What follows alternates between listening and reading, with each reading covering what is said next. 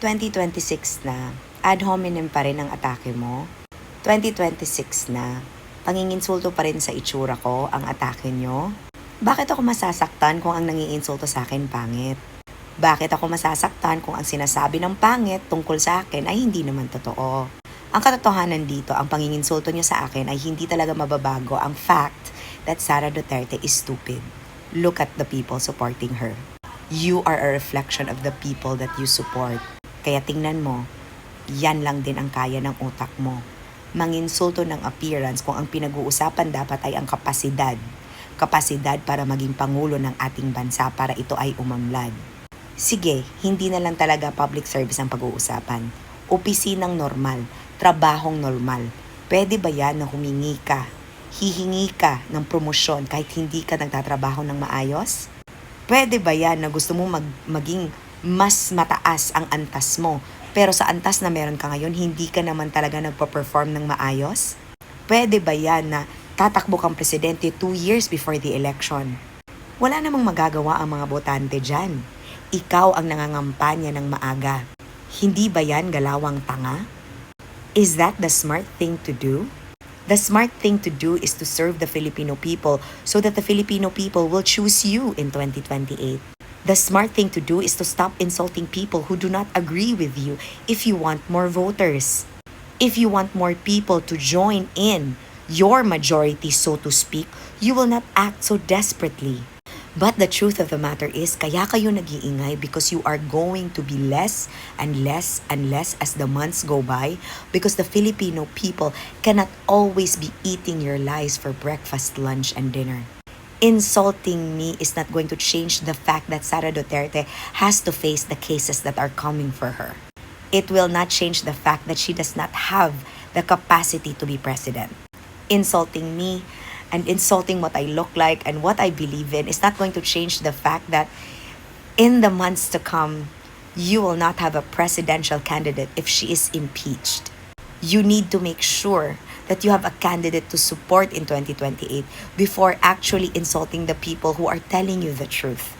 If you listened with an open mind, if you used your mind, you would understand that public service is not pageantry. Hindi to pwede ganda-gandahan lang, be. Kahit nga ganda-gandahan, subida ka pa. Kasi sa ganda-gandahan, hindi ka pwedeng sumali sa lakaran na yan. Kasi pangit ka. Pangit ka, pangit pa ang ugali mo. Pinagsabay mo. Ako, kaya ko nga pinaganda ang mukha ko para ugali ko na lang ang pangit. At hindi naman talaga pangit ang ugali ko per se. Pangit siya kasi hindi ka naniniwala sa pinaniniwalaan ko. Pangit lang ang ugali ko sa mga taong ayaw makinig sa katotohanan. Sa katotohanan na hindi talaga tayo pwedeng pumili ng presidenteng tanga. Kaya nga ako, 'di ba, hindi ko sinuportahan si Lenny sa mga sinabi niya dati kasi nga may mga sinabi siyang mali. Pero ang mga sinabi niyang mali dati, hindi naman talaga nakaagrabyado sa ating bansa. Ang taong sinusuportahan mo, hindi nga makadiretso kahit nagbabasa na. Ang taong sinusuportahan mo kahit mag-explain ng trabaho niya, hindi kaya. Ang taong sinusuportahan mo kahit anong insulto mo sa akin, mas matalino ako kasi mas kaya kong i-explain ang gusto kong i-explain kahit hindi ako nagbabasa. And that's a fact. Just like you insulting me is a capacity that kaya lang ng mga katulad mong dust particle. I want to feel sorry for you, but at the end of the day, your candidate getting impeached and not being able to run at all in 2028 is the saddest thing. And that is one thing that I hope will not happen. But if it does, then you deserve it. Kaya kung ako sa'yo, sige, insult me further. But it will only add on to the karma that's about to come for people like you. Because if anything, uulitin ko, karma ni Sara Duterte ang ginawa niya sa tatay niya. Karma ni Sara Duterte ang gustong maging presidente para mag-exact ng revenge sa mga taong ayaw sa kanya. I supported her before. Nakakatawa nga because you're still stuck on that.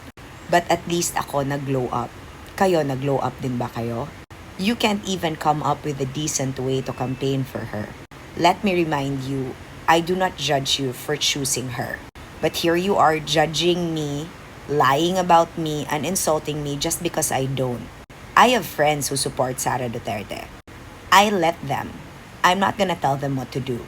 Just the same way that they cannot tell me what to do.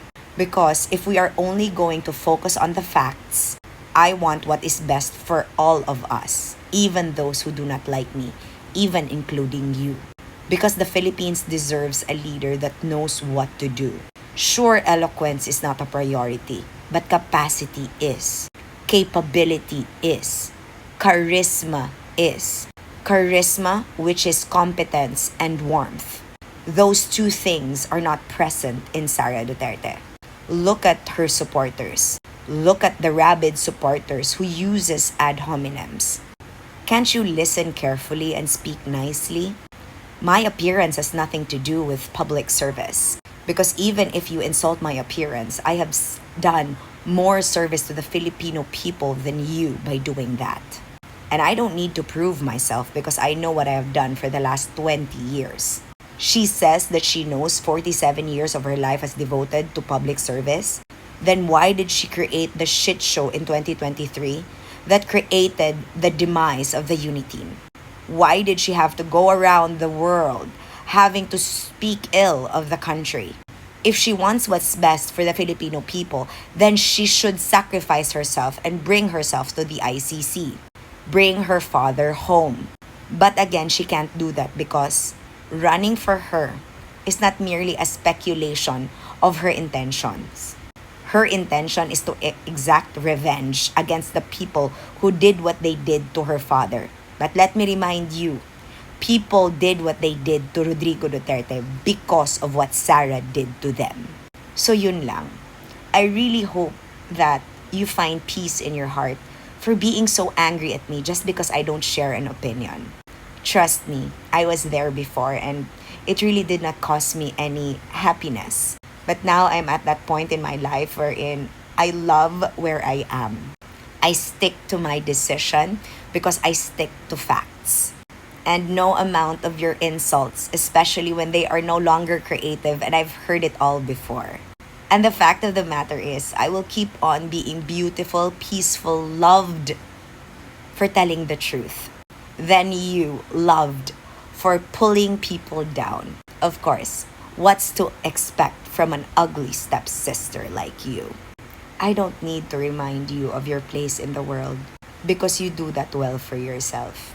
Your insecurity is loud. Your desperation even louder. If you want Sara Duterte to win in 2028, don't insult me. Pray harder. But then again, ngano pa minawon man sad mo sa Ginoo ko mga animalon mong tanan. Ingat!